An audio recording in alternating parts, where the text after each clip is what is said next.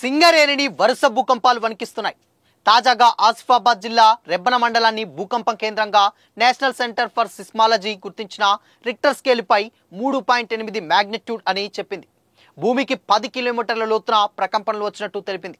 నిజానికి 10 కిలోమీటర్ల లోతు అనేది చాలా తీవ్రమైనది. రిక్టర్ స్కేలుపై 5 దాటితే అత్యంత విషాదాన్ని మిగిల్చే ప్రమాదం ఉన్నదని అర్థం. అయితే 4 ఏళ్లలో ఈ ప్రాంతానికి సమీపంలోనే 6 చోట్ల భూకంపాలు రావడం ఇప్పుడు చర్చనీయాంశంగా మారింది. పైగా ఇవన్నీ రెబ్బెనకు 100 కిలోమీటర్ల పరిధిలోనే ఉండటం గమనించవచ్చు. బ్రిటిష్ హయాం నుంచి బొగ్గు ఖనిజం కోసం ఈ ప్రాంతంలో చాలా కాలం పాటు అండర్ మైనింగ్ జరిగింది. ఆ తర్వాత ఓపెన్ మైనింగ్ చేపడుతున్నారు. కానీ చాలా అండర్ మైన్స్లో నిబంధనల ప్రకారం గనులను ఇసుకతో పూడ్చారా లేదా అనేది నేటికి చాలా మందిలో సందేహాలు వ్యక్తమవుతున్నాయి. అయితే ఇటీవల వరుసగా సంభవిస్తున్నటువంటి భూకంపాలతో ప్రాంతంలో నివసిస్తున్నటువంటి ప్రజల్లో అనేక భయాందోళనలు మొదలయ్యాయి. అధికారులు తక్షణమే ఈ సమస్యకు పరిష్కారం కనుగొనడంతో పాటు ప్రజలకు ఎప్పటికప్పుడు హెచ్చరికలు జారీ చేయడం, భూకంప సమయంలో తీసుకోవాల్సిన జాగ్రత్తలపై అవగాహన కల్పించాల్సిన అవసరం ఉన్నది. అదే సమయంలో భారీ భవనాల విషయంలో నిబంధనలు పటిష్టంగా అమలు చేయాల్సిన బాధ్యత అధికారులపైనే ఉంటుందని నిపుణులు హెచ్చరిస్తున్నారు. అయితే గతంలో వచ్చినటువంటి భూకంపాలు చూసుకుంటే 11 ఫిబ్రవరి 2024లో మహారాష్ట్ర టోంటా ప్రాంతం రిక్టర్ స్కేల్ 3.2 మ్యాగ్నిట్యూడ్ చూపించింది. లోతు 10 కిలోమీటర్ల వరకు కూడా ఉందని సమాచారం. 21 మార్చి 2023లో దహేగం ఆసిఫాబాద్ జిల్లాలో రిక్టర్ స్కేల్ 3.1 మ్యాగ్నిట్యూడ్ చూపించింది. లోతు 5 కిలోమీటర్ల వరకు ప్రభావితం చూపించిందని చెప్పుకొచ్చింది. ఇకపోతే 23 అక్టోబర్ 2021లో ఇందారం మంచిర్యాల జిల్లాలో రిక్టర్ స్కేల్ 3.6 అంటే 3.6 మ్యాగ్నిట్యూడ్ చూపించింది. లోతు 5 కిలోమీటర్ల వరకు ప్రభావం చూపించిందని చెప్పుకొచ్చింది. 12 అక్టోబర్ 2022లో పరందోలి ఆదిలాబాద్ జిల్లాలో రిక్టర్ స్కేల్ 2.7 మ్యాగ్నిట్యూడ్ చూపించింది. లోతు 10 కిలోమీటర్ల వరకు కూడా చూపించింది ఈ భూకంపం. 31 అక్టోబర్ 2021లో అల్గావ్ మంచిర్యాల జిల్లాలో రిక్టర్ స్కేల్ 4 పాయింట్లతోటి మ్యాగ్నిట్యూడ్ చూపించింది. లోతు 10 కిలోమీటర్ల వరకు ఉంటుందని చూపించింది. మరోవైపు తెలంగాణలోని మే 5న విచిత్ర వాతావరణం నెలకొంది. పలు ప్రాంతాల్లో భారీ వర్షాలు, వడగండ్లతో ప్రజలు ఇబ్బందులు పడ్డారు. కరీంనగర్, హైదరాబాద్, కొమరంభీం, ఆసిఫాబాద్ జిల్లాలో వర్ష బీభత్సం సృష్టించింది. ఇదే టైంలో ఉత్తర తెలంగాణలోని పలు ప్రాంతాల్లో భూమి కంపించడంతో ప్రజలు భయాందోళన చెందారు. రిక్టర్ స్కేలుపై 3.8గా నమోదైంది.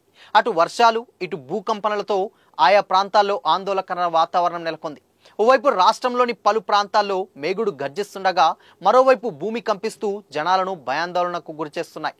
సోమవారం మధ్యాహ్నం వరకు బాణుడు నిప్పుల వర్షం కురిపించగా, సాయంత్రం సమయంలో ఇక ఇప్పుడు నా వంతు అన్నట్టుగా ఈదురుగాలులను వెంటేసుకొని వరుణుడు ఎంట్రీ ఇచ్చాడు. ఉరుములు మెరుపులతో వరుణుడికి మేగుడు గట్టిగానే ఎలివేషన్ ఇచ్చాడు. సూర్యుడి నిప్పుల వర్షం కురుస్తుంటే నేను కేవలం వాన కురిపిస్తే ఎలా అనుకున్నాడో ఏమో కానీ వడగండ్ల వానతో విరుచుకుపడ్డాడు వరుణుడు.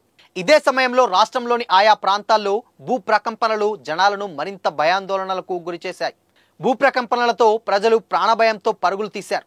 హైదరాబాద్ నగరంతో పాటు కరీంనగర్, కొమరంభీం, ఆసిఫాబాద్ జిల్లాలో భారీ వర్షం కురిసింది. ముఖ్యంగా కరీంనగర్ నగరంతో పాటు చుట్టుపక్కల గ్రామాల్లో సుమారు 3 గంటల ప్రాంతంలో ఈదురుగాలులతో మొదలైన వర్షం మెల్లమెల్లగా ఉరుములతో మెరుపులతో కూడిన వడగండ్లగా మారి బీభత్సం సృష్టించింది.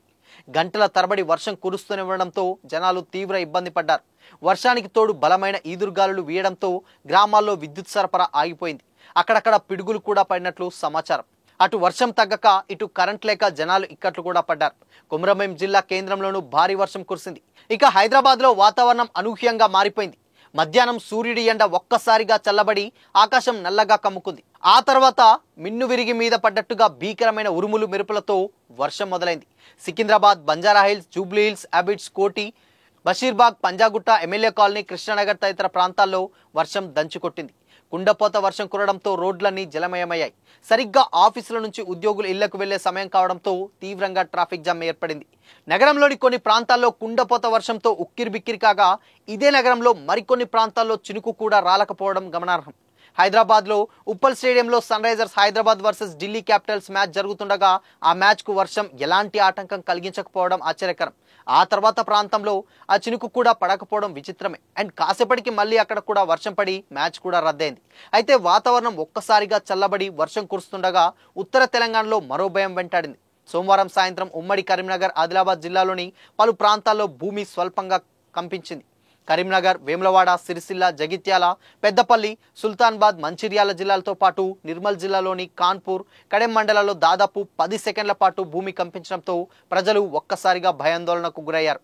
రిక్టర్ స్కేలుపై దీని తీవ్రత 3.8గా నమోదైనట్లు తెలుస్తుంది. ఒక్కసారిగా భూ ప్రకంపనలు రావడంతో ప్రజలు తమ ఇళ్ల నుంచి బయటకు పరుగులు తీశారు. స్థానికులు చెబుతున్న దాని ప్రకారం 2 సార్లు భూమి కంపించినటువంటి అనుభూతి కలిగిందని చెప్పుకొచ్చారు. వర్షం చల్లదనాన్నిస్తే భూమి కంపించడంతో ప్రజల్లో భయం నెలకొంది. ఈ 2 అనూహ్య పరిణామాలతో సోమవారం రాత్రి హైదరాబాద్, ఉత్తర తెలంగాణ ప్రాంతాల్లో విచిత్రమైన వాతావరణం నెలకొంది.